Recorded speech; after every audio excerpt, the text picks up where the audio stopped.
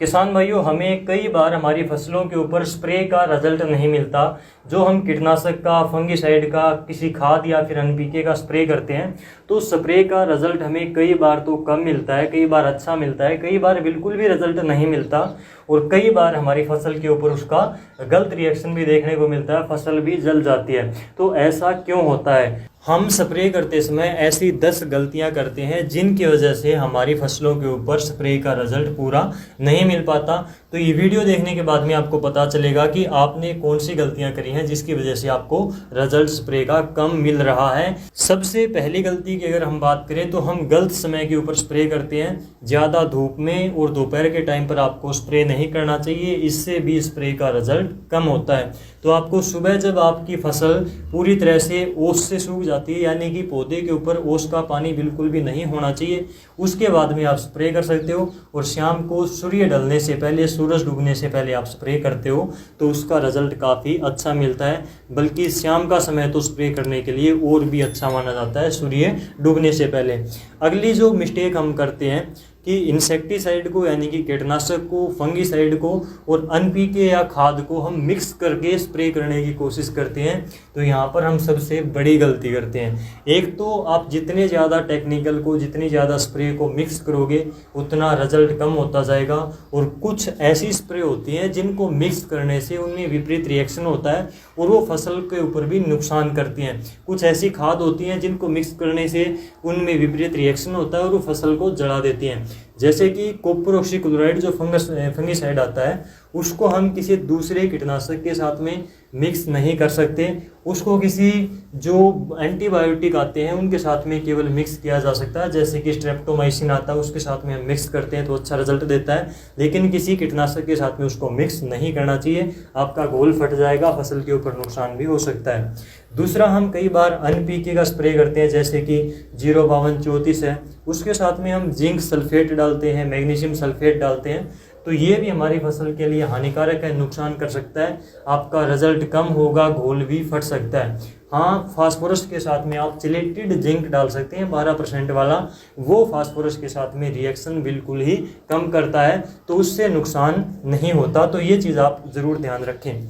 इसके अलावा जो कैल्शियम नाइट्रेट है, उसको अगर हम बोरोन के अलावा दूसरी खाद के साथ में मिक्स करेंगे तो हमारा घोल फट जाता है और ये कई बार फसल के ऊपर भी नुकसान कर सकती है। तो हमें इसके साथ में दूसरी खाद को मिक्स नहीं करना चाहिए।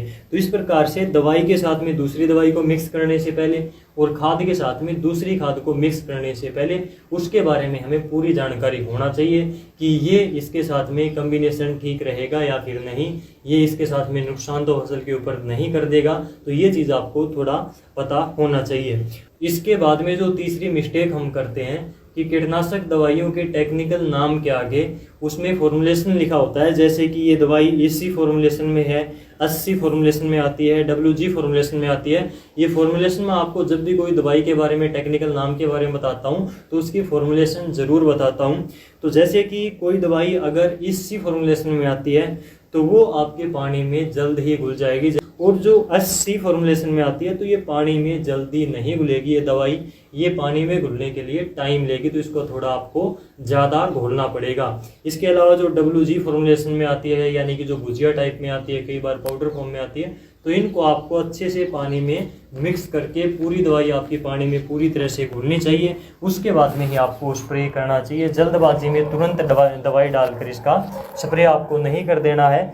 उसको पूरा दवाई को घुलने के लिए आपको टाइम देना चाहिए और उसको पूरा मिक्स करना चाहिए अच्छे से पानी के साथ में। जो हम चौथे नंबर पर गलती करते हैं कि एक ही टेक्निकल को बार बार अपनी फसल में स्प्रे करते रहते हैं। यानी कि काफ़ी किसान भाई क्या करते हैं, कुछ किसान भाई तो रोगोर के पीछे पड़े रहते हैं, कुछ मोनोक्रोटोफॉस के पीछे पड़े रहते हैं, यानी कि जो मोनोसील जिसको हम बोलते हैं, मोनो कीटनाशक के नाम से आती है, तो मोनो या फिर रोगोर काफ़ी किसान भाई डालते हैं, उसके पीछे पड़े रहते हैं, बार बार उसको ही डालते हैं। तो ये गलती आप ना करें। एक बार आपने अगर मोनोक्रोटोफॉस डाली है तो अगली बार आपको रोगोर का स्प्रे कर देना चाहिए, और उससे अगली बार आपको जो तीसरा स्प्रे करते हो आप, तो उसी जो कैटेगरी की स्प्रे होती है, जैसे थायोमेथोक्सम आती है एक तारा के नाम से, तो उसका स्प्रे आप ले सकते हैं। ऐसे आपको बदल बदल कर स्प्रे करना चाहिए, केवल एक ही टेक्निकल के पीछे हाथ धोकर नहीं पड़ना चाहिए। इसके बाद में नंबर 5 पर जो हम मिस्टेक करते हैं वो पानी की मात्रा गलत लेते हैं। कई बार पानी की मात्रा कम ले लेते हैं। 100 लीटर पानी बताया जाता है तो आप क्या करते हैं 70-80 लीटर ही डालते हैं। अगर 150 लीटर पानी बताया जाता है तो आप क्या करते हैं उसमें मुश्किल से 100 लीटर पानी ही डालते हैं। यानी कि जो 15-16 लीटर वाला स्प्रे पंप आता है उसको किसान 1 एकड़ में क्या करता है 4-5 पंप ही डालता है, ज़्यादा से ज़्यादा 6 पंप डाल देता है। तो ये सही नहीं होता। कम से कम 1 एकड़ में आपको 120 लीटर पानी तो डालना ही चाहिए। 120 लीटर से लेकर 150 लीटर पानी आपको नॉर्मली सभी दवाइयों के साथ में 1 एकड़ में डालना चाहिए। तो दवाई की डोज के हिसाब से आपको पानी की मात्रा का ध्यान रखना है। ये बात आप ज़रूर ध्यान रखें, यहाँ पर काफ़ी किसान भाई गलती करते हैं। जो अगला हमारा पॉइंट आता है कि हम दवाई की डोज सही नहीं रखते। ये पॉइंट अलग से मैंने इसलिए लिया है ताकि आपको अच्छे से क्लियर हो सके कि दवाई की मात्रा सही रखना कितना ज़रूरी होता है। हम कई बार क्या करते हैं ये सोचते हैं कि अभी बीमारी का प्रकोप इतना ज़्यादा है नहीं, तो 1 एकड़ की दवाई हम 1.5 एकड़ में डाल देते हैं, 2 एकड़ में डाल देते हैं। और कई बार क्या करते हैं कि कीटों का अटैक ज़्यादा हो गया है, बीमारी का अटैक ज़्यादा है, तो हम दवाई की डोज भी 1.5 गुना कर देते हैं, कई बार 2 गुना कर देते हैं, डोज ज़्यादा बढ़ा देते हैं दवाई की। तो वो हमारी फसल को नुकसान करती है।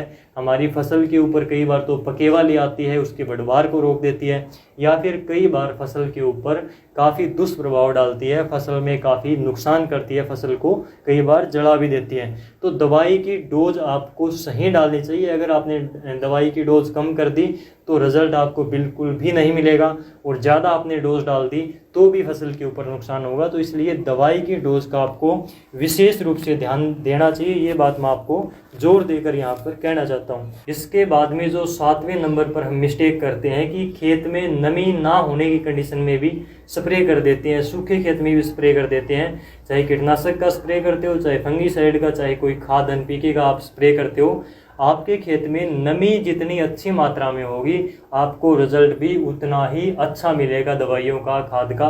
तो अगर आपके खेत में नमी नहीं है तो आपको स्प्रे नहीं करना चाहिए। पहले आपको पानी देना चाहिए फसल में, उसके बाद में आपको ऊपर से 1 दिन के बाद में, चाहे 2 दिन के बाद में, जब आप चाहें उसमें स्प्रे कर सकते हैं। तो नमी की मात्रा जितनी अच्छी होगी रिजल्ट उतना अच्छा मिलेगा। ये बात आप अपने ध्यान में ज़रूर रखना। इसके बाद में 8वें नंबर पर जो गलती करते हैं उसमें भी हमें काफ़ी नुकसान होता है, क्योंकि आजकल ट्रैक्टर वगैरह से स्प्रे काफ़ी होती है। तो जो 500 लीटर वाला ढोल होता है ट्रैक्टर का, उस ढोल में हम क्या करते हैं, जैसे कि NPK के साथ में दूसरी खाद का स्प्रे करते हैं, तो पहले हम उसी ढोल में NPK डाल देते हैं, फिर ऊपर से हमने जिंक डाल दिया, मैग्नीशियम डाल दिया, बोरोन डाल दिया।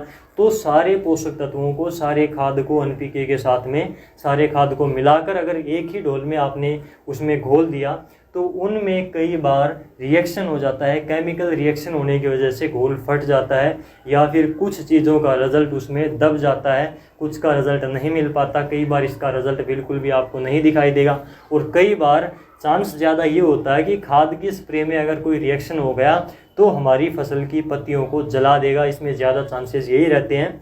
तो इसलिए चाहे कोई दवाई आप मिक्स करते हो, चाहे खाद के साथ में कोई खाद या दवाई मिक्स करते हो, तो इनका घोल आपको अलग अलग बर्तन में बनाना चाहिए।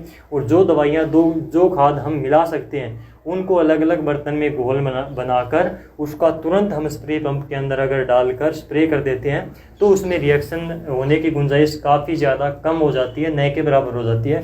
तो इस चीज़ का ध्यान रखें। अगर हम किसी चीज़ को किसी चीज़ में मिक्स करके स्प्रे करते हैं तो उनका घोल आपको कम से कम अलग ही बनाना चाहिए। इसके बाद में 9वें नंबर पर जो हम स्प्रे करते समय पर कमी महसूस करते हैं कि आप स्प्रे के साथ में सिलिकॉन चिपको का प्रयोग नहीं करते, स्टिकर का प्रयोग नहीं करते। ये जो समय है बारिश का समय है, और कई बार बारिश स्प्रे के बाद में हो जाती है तो हमें स्प्रे का रिजल्ट नहीं मिल पाता, महंगे स्प्रे भी हमारे व्यर्थ चले जाते हैं, रिजल्ट नहीं आता।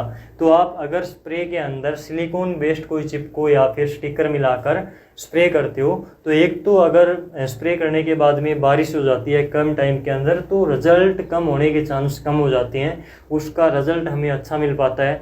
दूसरा, सिलिकॉन बेस्ड अगर चिपको आपने मिला दिया स्प्रे के अंदर, कीटनाशक के अंदर, तो वो हमारी स्प्रे पूरी अच्छी प्रकार से पत्ते के ऊपर फैल जाती है, पत्ते के अंदर तक चली जाती है। तो ये चीज़ आप ध्यान रखें स्प्रे करते समय पर, खास तौर से कीटनाशक का, फंगीसाइड का या फिर खरपतवार नाशक का भी अगर आप स्प्रे करते हो तो सिलिकॉन बेस्ड चिप को आपको उसमें स्टिकर आपको उसमें ज़रूर मिक्स करना है। इससे हमारी स्प्रे का रिजल्ट काफ़ी ज़्यादा बढ़ जाता है। इसके अलावा जो 10वें नंबर पर आता है, हम क्या करते हैं बाज़ार से कीटनाशक लेकर आते हैं तो एक चीज़ का ध्यान बिल्कुल भी नहीं देते। ज़्यादातर किसानों को ये चीज़ तो मालूम ही नहीं होगी कि जो कीटनाशक हैं, फंगीसाइड हैं या फिर खरपतवार नाशक आते हैं, ये 2 टाइप के आते हैं। एक तो कॉन्टैक्ट आते हैं, कॉन्टैक्ट इंसेक्टिसाइड, दूसरा सिस्टमिक इंसेक्टिसाइड। कॉन्टैक्ट इंसेक्टिसाइड और सिस्टमिक इंसेक्टिसाइड में डिफरेंस क्या होता है, इसमें क्या अंतर होता है, ये आप थोड़ा ज़रूर जान लें कि जो कॉन्टैक्ट कीटनाशक आते हैं ये रिजल्ट काफ़ी जल्दी देते हैं, काफ़ी फास्ट काम करते हैं, हमारी फसलों के ऊपर, कीटों के ऊपर फास्ट काम करते हैं, रिजल्ट जल्दी आता है लेकिन थोड़े समय के लिए होता है। जो सिस्टमिक तरीके से दवाइयाँ काम करती हैं वो पौधे के सभी भागों तक जाती हैं, पौधे के अंदर तक जाकर काम करती हैं